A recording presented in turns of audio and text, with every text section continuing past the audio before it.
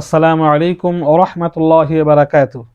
আজকে আমরা সালাতুত তাসবিহ নামাজ সংক্রান্ত আলোচনা শুনব।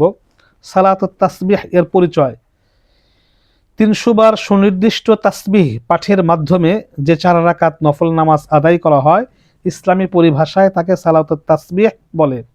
এই নামাজ আদায়ের দ্বারা আল্লাহ তাআলা অতীত এবং বর্তমান, নতুন পুরাতন, জানা অজানা, সগীরা কবিরা, গোপন প্রকাশ্য সর্বপ্রকার গুনাহ ক্ষমা করে দেন। সম্ভব হলে প্রতিদিন, না পারলে সপ্তাহে একবার, না পারলে মাসে একবার, তা না পারলে বছরে একবার, তা না পারলে জীবনে একবার এই নামাজটি আদায় করা। সালাতুত তাসবিহ, তাসবিহ নামাজ, যে তাসবিহটা পাঠ করতে হবে সেটা হলো সুবহানাল্লাহি ওয়ালহামদুলিল্লাহি ওয়ালা ইলাহা ইল্লাল্লাহু ওয়াল্লাহু আকবার। আবার বলছি, সুবহানাল্লাহি ওয়ালহামদুলিল্লাহি ওয়ালা ইলাহা ইল্লাল্লাহু ওয়াল্লাহু আকবার। এই তাসবিহটি ৪ রাকাত নামাজে ৩০০ বার আদায় পাঠ করতে হবে, প্রতি রাকাতে ৭৫ বার করে। عن ابن عباس رضي الله عنه أن رسول الله صلى الله عليه وسلم قال للعباس ابن عبد المطلب: يا عباس يا عما ألا أعطيك ألا أمنحك ألا أحبوك ألا أفعل بك 10 خصال إذا أنت فعلت ذلك غفر الله لك ذنبك أوله وآخره قديمه وحديثه خطاه عمده وصغيره وكبيره سره على نيته 10 خصال إن استطعت أن تصليها في كل يوم مرة فافعل فإن لم تفعل ففي كل جمعة مرة فإن لم تفعل ففي كل شهر مرة فإن لم تفعل ففي كل سنة مرة فإن لم تفعل ففي عمرك مرتان। হযরত আব্দুল্লাহ ইবনে আব্বাস রাদিয়াল্লাহু আনহু থেকে বর্ণিত, তিনি বলেন, একবার মহানবী সাল্লাল্লাহু আলাইহি সাল্লাম আব্বাস ইবনে আব্দুল মুত্তালিব রাদিয়াল্লাহু আনহুকে উদ্দেশ্য করে বলেন: হে আব্বাস, হে আমার চাচা, আমি কি আপনাকে একটি জিনিস হাদিয়ে দিব না? আমি কি আপনাকে একটি জিনিস উপহার দিব না? আমি কি আপনাকে একটি জিনিস বখশিশ দিব না? আমি কি আপনাকে এমন একটি আমলের কথা বলে দিব না, যখন আপনি তা করবেন তখন আপনি 10টি ফায়দা লাভ করবেন, আপনি 10টি উপকার লাভ করবেন। অর্থাৎ আল্লাহ তাআলা আপনার অতীত, ভবিষ্যৎ, নতুন পুরাতন, জানা অজানা, সগীরা কবিরা, গোপন প্রকাশ্য সব ধরনের গুনাহ মাফ করে দিবেন। অর্থাৎ 10টা গুনাহ, 10 প্রকারের গুনাহ আল্লাহ পাক ক্ষমা করে দিবেন। চাচা, আপনি পারলে এই নামাজ প্রতিদিন একবার, না হলে সপ্তাহে জুমার দিন একবার, না হলে মাসে একবার, না হলে বছরে একবার, না হলে জীবনে একবার হলেও এই নামাজ আদায় করবেন। এই নামাজের অনেক ফজিলত। নামাজ পড়ার কয়েকটা পদ্ধতি রয়েছে, আমরা এখানে 2টা পদ্ধতি সম্পর্কে আলোচনা শুনব। 1 নম্বর পদ্ধতি হলো প্রত্যেক রাকাতে ৭৫ বার করে হবে। সেটা কিভাবে?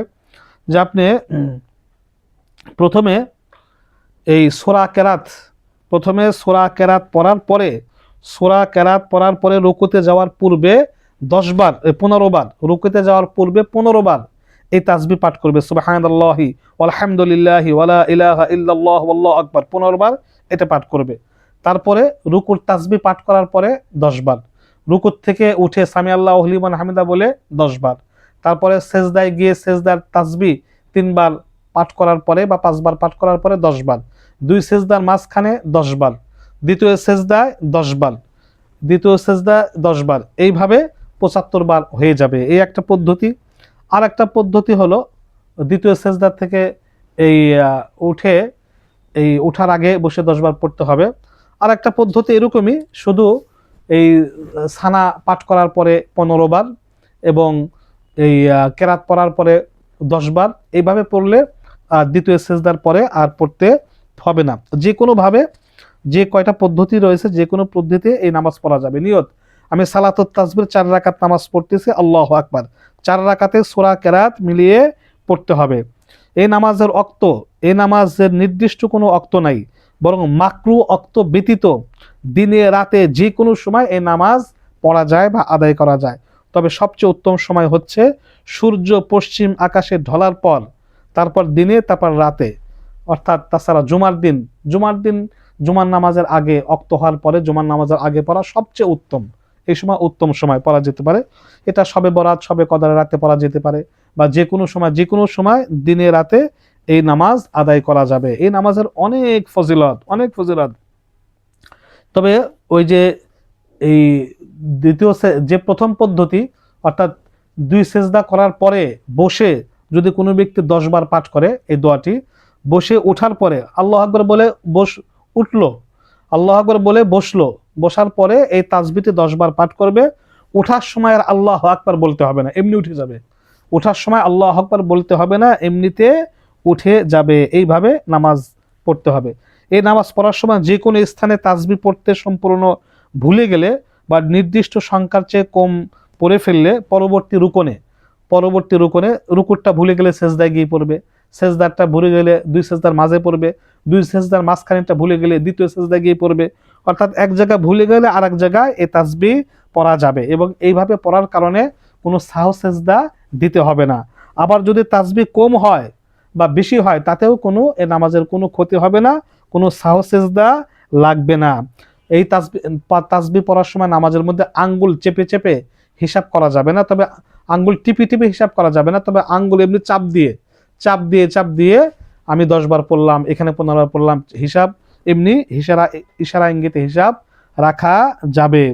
এই নামাজ সালাতুত তাসবিহ নামাজ জামাতে পড়া যাবে না। নফল নামাজের কোনো জামাত হয় না, একাকী পড়তে হবে। তবে হ্যাঁ, কোনো শিক্ষক তার ছাত্রদেরকে শিখানোর জন্য প্রথমবার একটা জামাতের মাধ্যমে তাদেরকে শিখিয়ে দেওয়া যেতে পারে। তাছাড়া এমনি সালাতুত তাসবিহ নামাজ জামাতে আদায় করা যাবে না। এই নামাজ অনেক ফজিলতের নামাজ। এই নামাজ আমরা জীবনে একবার হলেও বা বছরে একবার হলেও আমরা অবশ্যই এই নামাজ আদায় করে আল্লাহ রাসূলের বর্ণিত সেই 10 প্রকার গুনাহ আমরা মাফ করে নিব। আল্লাহ পাক আমাদের তৌফিক দান করুক, আমিন।